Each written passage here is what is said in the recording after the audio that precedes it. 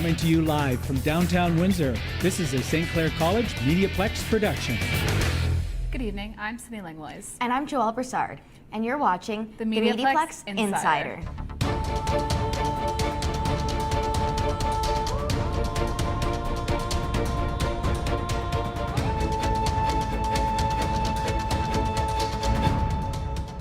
Let's check in with Constable Sarah Werstein for our weekly Crime Stoppers update. The Windsor Police Service has launched an arson investigation following a suspicious fire at a business located in the 2400 block of Tecumseh Road West on Wednesday, October 25th, shortly after 3 a.m. Through investigation, the Windsor Police Arson Unit determined the blaze was suspicious in nature. Anyone with information on this crime is asked to call the Windsor Police Arson Unit, or you can submit an anonymous tip with Crime Stoppers by calling 519-258-8477 or online at catchcrooks.com. You could earn a cash reward of up to $2,000 if your information leads to an arrest. I'm Police Coordinator Sarah Werstein. Let's head outside to where Zachary Balog is standing by with an early look at the weather. Zach? Well, I've come back from 1985 and it's cold. Currently right now it is 5 degrees and overcast. So since it's Halloween, I have a really spooky forecast for you coming up that may start with the letter S. Back to you. There are changes coming to Open Streets Windsor. Here's Haley Global at City Hall with more. Last night, Council approved their response to the Open Streets petition. This approval means administration will look to move the existing Open Streets event to an east side route in 2024. This new route will include the Old Riverside, Pilette Village, Ford City, and further. The City of Windsor recognizes the importance of special events and festivals, and Open Streets is an event that enhances the quality of life, tourism, culture, and recreation in Windsor. Windsor's next City Council meeting will be Tuesday, November 14th. For the MediaPlex, I'm Haley Goebel. If you're in Windsor and feel like experiencing some improv, Elliott St. Aubin has something for you. Windsor Improv Theatre, or WIT, is a local improv group, and they will be putting on improv shows till the end of this year and into next year. Alex Monk, one of the co-owners, hosts, and performers in WIT, says it's a lot like a game show. Yeah, so I perform and I host and I run an improv comedy show, so it's a lot like Whose Line Is It Anyway? There's lots of different forms of improv and we kind of explore a bunch of them. Being an improv show means they have to come up with everything while performing. Everything is made up on the spot, from suggestions of a location to start in, and then we just make a whole story around being in that place. Random characters, random every time. In their shows, they do something they call performance games. They have a certain set of rules, so maybe in this one, the audience can clap their hands and then you have to do a little dance and sing every time that happens. They have been getting a small but consistent audience for each of their shows. Now they are looking to expand to pull in a bigger crowd. We're looking to try and expand and get a little bit bigger, so we're now talking with Cortisone Theater, possibly putting on some shows there, which that theater would sit 150. The thing with Shadowbox is it only seats 50, so right. We can't really push more in there or they'll just be uncomfortable. So yeah, we're looking to expand though. You can find out more about WIT by going to their Facebook page to find information on tickets and their upcoming shows. For the MediaPlex, I'm Elliott St. Aubin. Our very own Saloni Chohan talked with Windsor Essex Marketing and Communications Coordinator Gregory Morgan. Today we have a Gregory Morgan, a Marketing and Communication Coordinator of Windsor Essex Chamber of Commerce. Tell me about your organization. Now, the Windsor Essex Regional Chamber of Commerce is the voice of business in Windsor Essex. Essentially, we advocate on behalf of the businesses, and we basically try to create a network where businesses can interact with each other to help grow and promote economic prosperity within the Windsor Essex region. So, how do you encourage people to shop locally? There are a lot of different ways that we help to encourage people to shop locally. Among them is a lot of promotion. Now, this is coming from a marketing and communication perspective. We promote our members across our social media platform, as well as hosting networking events for our members to help gather together and grow their networks with each other. Okay. And what kind of campaign you guys run for like this kind of activities? Well, there are a lot of different campaigns we run, but some of the more notable ones was just last year, from October to the end of January, we had our Support Local campaign. Now, this was the largest campaign, or Support Local campaign, in the Chamber's history. And it involved a lot of promotion for all the businesses involved, as well as prizes, gift boxes, things like that. Is there any upcoming event? The Chamber actually does have a lot of upcoming events. On November 10th, there's the Athena Scholarship Luncheon, where we congratulate the recipients of the Athena Scholarship. On November 16th, we're going to be having another after-business networking event at the Windsor Film School. And we are actually going to be having our 147th annual general meeting. I believe that's in early December. Tell any success story to encourage more people to look shop. So our Support Local campaign, actually, we partnered with Tourism Windsor, Essex, Pelee Island for this one. And they actually won 3 Tourism Resiliency Awards based off of the success of the campaign. Thank you so much once again for coming. For MediaPlex, I'm Saloni Chauhan. Basketball season is in full swing, and the St. Clair Saints are looking to add another trophy to the case. Here's the other sports guy, Cam Segan. The St. Clair Saints basketball team has begun their quest for a second consecutive provincial championship. But this is definitely not the same Saints team that trounced the George Brown Huskies in last year's OCAA title game. 6 players have moved on, including star guard Shaq Price, who now plays at Cape Breton University. The result? An opportunity for players new and old to prove themselves to co-head coaches Brendan Segan and Matt Sykes. That process has already been launched 2 games into the season. After an up-and-down preseason that saw the Saints go 3-2, they bounced back, kind of like the career resurgence of Derrick Rose a few years ago. Winning against the Redeemer Royals and Conestoga Condors in blowouts, the Saints put the league on notice, and they did it with a balanced attack. 11 players logged more than 13 minutes against the Royals, with no player scoring more than 22 points, but 9 chipping in with at least 8 points. It's a new season for the St. Clair Saints, but at the end of the season, they hope their 4th place finish at Nationals last year pales in comparison to their accomplishments this year. From MediaPlex Insider, I'm Cam Segan. Dale Kabukian asked St. Clair staff and students how they'll be celebrating tonight for Halloween. Halloween, I'm actually working, but if I have some free time, I might get together with some friends after. So I will be attending a costume party for Halloween, and I might be dressing up. I'm not too sure yet. I have children, so as a mother, I am going to take my kids trick-or-treating. I am going to be staying in and watching movies all night. This year, I'm going to go over to my parents' house, and I'm going to hand out candy for trick-or-treaters this year. I'm taking my 3-year-old nephews out trick-or-treating with my sister. There's a lot of talented artists in Windsor, and this weekend Joelle Broussard has the chance to sit down with one in particular. There was an exciting live display of art here recently at Fog Lounge. Local artist Milos Main, also known as Dissociation Dude, is celebrating the closing and opening of his art on display at Fog Lounge, cleverly titled a CLopening Show. Fog Lounge is a local live music venue located on 157 University Avenue. It felt very good. It was very overwhelming, but like in a good way. It was really exciting because we hit capacity in the bar, and like I wasn't expecting that level of like people, I guess. I just wasn't expecting that many people to come and like be there. So it was really nice, and it was really like just overwhelming with support and love, I feel like. Doors to the event opened at 9 p.m. with local bands Birds Witness, Strange Creatures, and Dee Dee performing at 10 p.m. I think my most favorite and memorable part of it was just like the sense of community that was there, because how many people showed up, and like the general like consensus of just like good vibes. There was art for sale such as paintings, sketches, prints, and stickers. So Poignant Lingering is an exhibition focusing on the idea of like emotional haunting and a lingering of trauma that forces one to feel incapacitated. Everything kind of lingers and everyone has trauma, and to make it more of a normalized sort of thing and something people can talk about and discuss.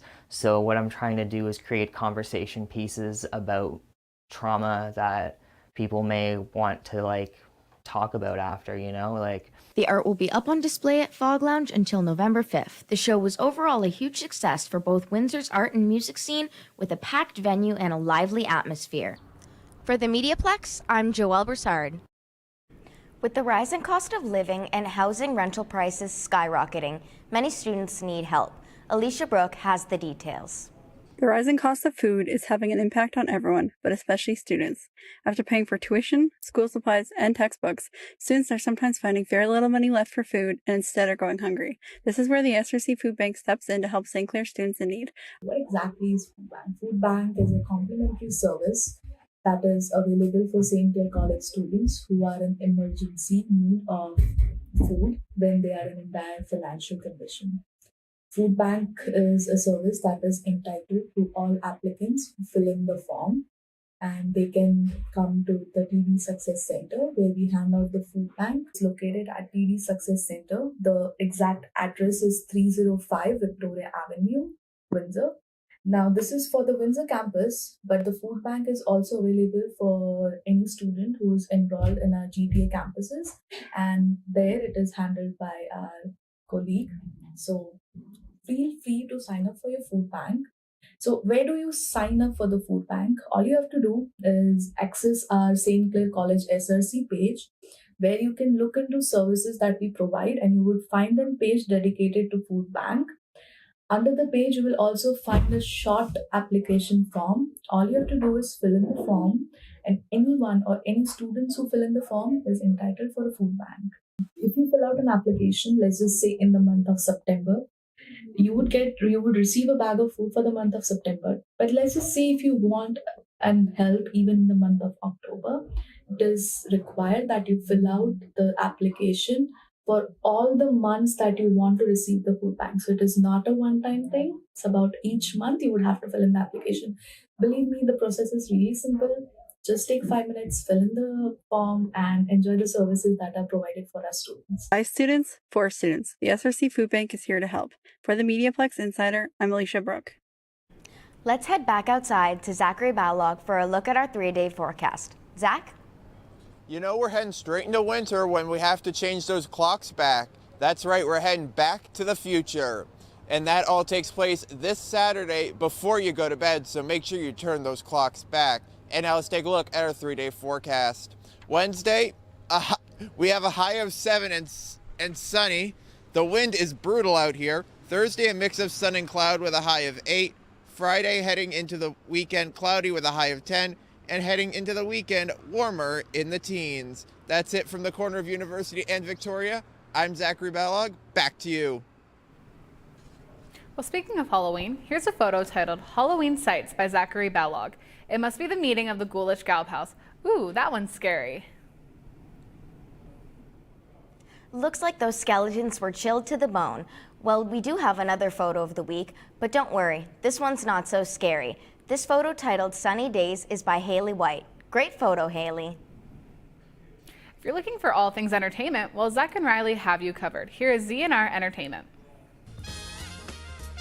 Hi, I'm Zach. And I'm Riley. And we'd like to welcome you to our segment, ZNR Entertainment.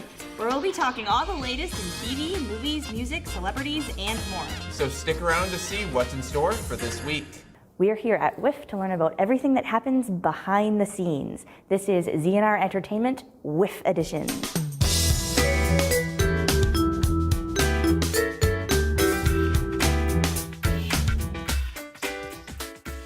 Hi, my name is Idris. I'm the Assistant Technical Director of WIFF, and we are right now in Capitol. So this is our entrance for all the staff.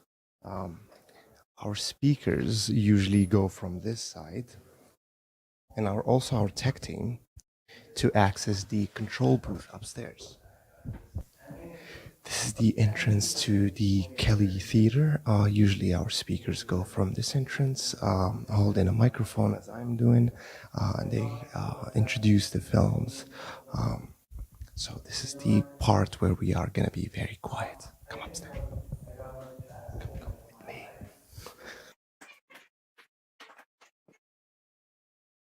So this is the entrance to the Kelly Theater control booth.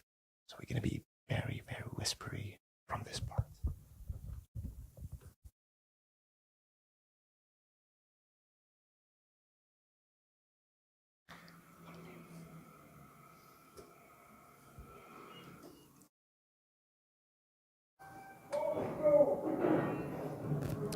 This is Vu. Vu, do you mind being in the video? You don't mind? Okay. So Vu is our projectionist. He's responsible for making sure that the next film plays. But it's not as simple as that. There are other trainings that our projectionists go through, how to make transitions between a speaker and music that plays on stage, and many other things as well as making sure that the microphones are ready, troubleshooting if anything goes down. Yeah. So right now we're taking you to Pentastar Theater, behind the scenes of Pentastar. This is where all our work is going through, where we print the schedules, where we go through all the films and whatnot. This is the door, behind the door, for Pentastar Theater, and it's our largest theater in Capital.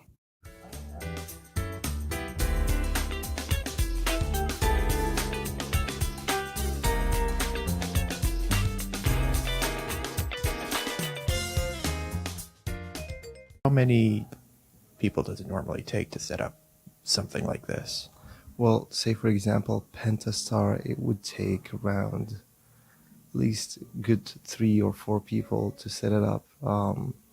It's a lot of work, but you know, it's at the end when you hit play and you see the image and hear the atmospheric sound, you're very satisfied. So what's a film that you would recommend people see here at WIFF?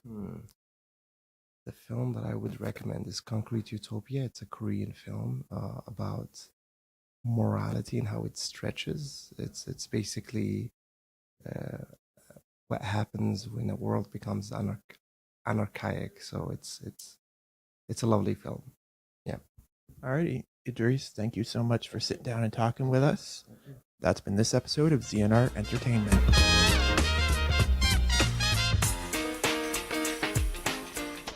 Up now is another installment of Talking Picture. Here's Dylan and Blake. Or is it Blake and Dylan? You figure it out.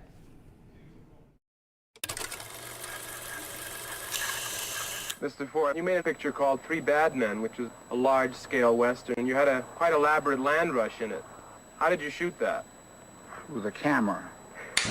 All right, welcome back to Talking Pictures, and today we got 2 glorious shots of 2 glorious women with Gloria Swanson from Sunset Boulevard by Billy Wilder, and we got Brian De Palma's Carrie with Sissy Spacek as the title character, just losing grip on her mental state. But to be honest, let's look at Gloria Swanson and her questionable state of mentality, because let's be honest here, the word delusional could be used to describe how she reacts to the cameras everywhere, but I don't know. It goes a little further than that, and maybe goes a little deeper into just the desire of limelight and what being deprived of it really does to somebody's mental state. And Carrie's deprivation of the limelight is very telegraphed to the audience when you realize just how in her element she feels right before everything turns around on her, and she realizes that she can't just drop this limelight now. And when she walks down that aisle with the flames burning around her, oh boy, God. I don't even think Gloria Swanson could take that limelight away from her, I'll be honest. But back on Gloria, those cameras aren't there for her close-up. No, those are the cops. Now, that being said, that doesn't break the illusion for her. And you can see a desire for the glory days, if you want to have fun with the language. Good pun. But that glory cannot be recaptured in the slightest, especially with how far she's fallen. Carrie, I can't even really say she falls. I want to say she elevates. So those were the 2 talking pictures we compared. I'm Dylan Moskovsky. And I'm Blake Moskovsky. We don't know what you're going to see on next episode. Just stay tuned, because it's going to be another 2 shots that we're going to have a lot to say about.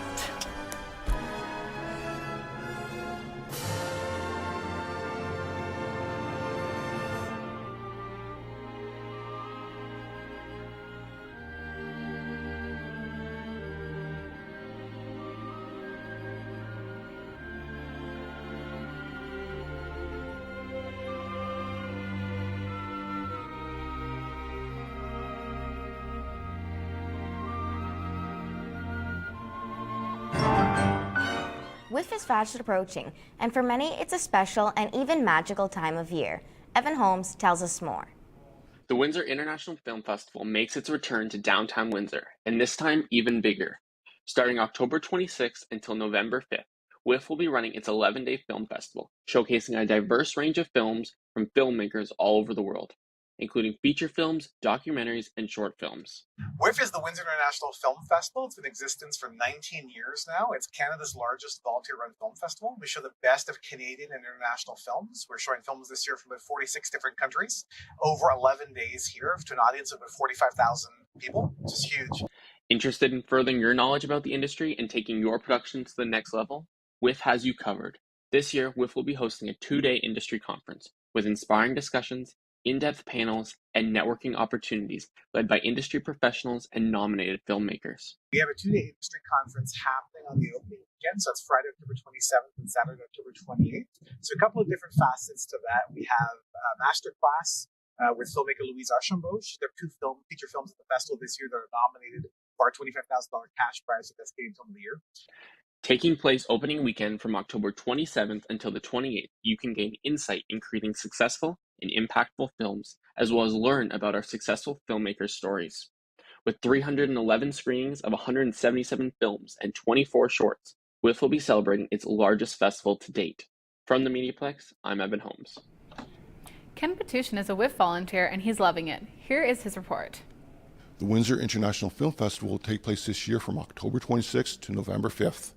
And in the interest of disclosure, I volunteered to become a greeter/ticket taker/line wrangler. That said, I am allowed and encouraged to make recommendations. If I can only see one movie at WIFF this year, it would be the 40th anniversary screening of Return of the Jedi. It is also the 20th anniversary of Lord of the Rings, Return of the King, and WIFF will be showing the entire trilogy. I'm no fan of horror movies, but being a film nerd, I'm tempted to go and watch the 50th anniversary screening of The Exorcist on Halloween night. You can also watch the 35th anniversary screening of the critically acclaimed period romantic drama Dangerous Liaisons. And I saved the worst for last, the 20th anniversary screening of the cult classic The Room, which is a part of WIFF's Midnight Madness series. For the MediaPlex, I'm Ken Pastushin, and I hope to see you at WIFF. WIFF is in full swing, and the MediaPlex's Rebecca Wright has a film debuting tomorrow. Here's Dale Kabukian. Hi, I was looking through this event provided by the WIFF, or the Windsor Film Festival. Joining us today is Rebecca Wright. Hi, Rebecca. Hi. Can you tell us the event going on, especially for tomorrow? Yes, well, very exciting. Myself and another faculty member, Rawad Kansoon, we actually produced together a short film over the summer. So I wrote the script and Rawad was the director. And it's a short film. It's called Planted. And it's a short film about a man who is kind of lost in life, and he has a lot going on in his life. He has a job, he has a wife and friends and hobbies, but he feels this sense of not being fulfilled or satisfied or fully happy. And so the short film kind of follows him on his journey of self-discovery and trying to figure out, what is my purpose? What is the meaning of life? We had a lot of fun shooting it over the summer. We have some really intense scenes, one where we actually buried our lead actor, Christian Pinard, in an actual grave. So that was exciting. We also featured several local businesses in our scenes, and we went to a Buddhist temple. So it looks really visually interesting as a whole. And we also went and shot in different areas of the city that makes it look like Windsor is a much bigger city than it is. So overall, just a really interesting short film in terms of topic, but as a Windsorite, it would be interesting to see the different scenes that we put in there and everything. So we hope everybody comes out to support and check out our short film Planted. All right, for tickets or events, where should people go? Yes, so you can go to the box office to buy tickets in person, or you can go online. It's being shown at the Chrysler Theatre at 6 p.m. tomorrow, Wednesday, November 1st. And you can also buy the tickets online on the WIFF website, and it's called WIFF Shorts number 3. So it's packaged in with 3 other shorts. All right, we're excited about that. Thank you so much, Rebecca. Thank you. Did you know Zach now and then comes up with some scary stuff? Let's watch.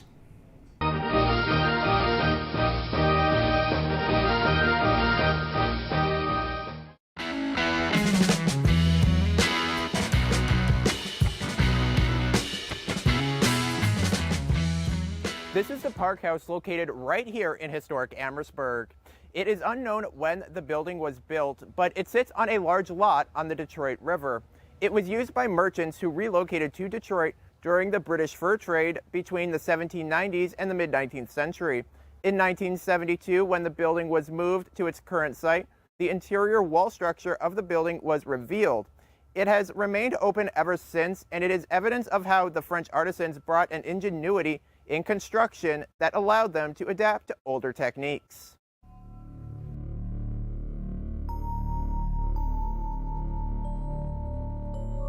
The Park House is also said to be haunted. One story goes when some visitors went upstairs, they spotted a woman in black colonial garb. They speak with her and ask her questions about the history of Amherstburg. She answers and seems to know more than some of the other staff.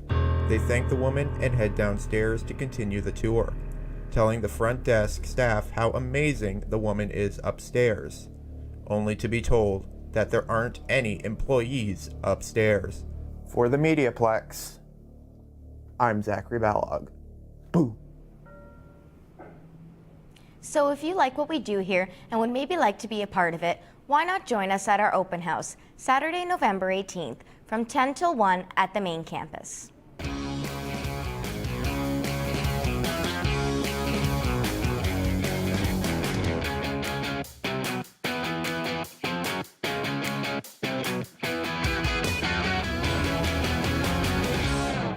Thanks for tuning in. I'm Sydney Langlois. And I'm Joelle Broussard. And you've been watching the MediaPlex Insider.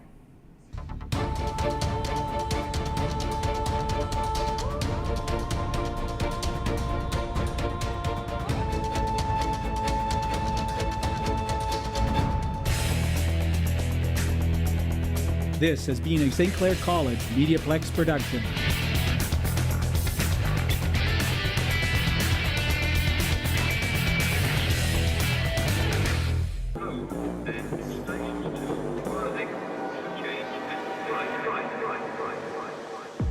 It's always been my passion to be part of a news team. I love the adrenaline rush of being there when news is breaking. I wanted to learn how to get the story and know how to present it on radio, in print, on television, or the web. I wanted to learn from the best, and I did at St. Clair College.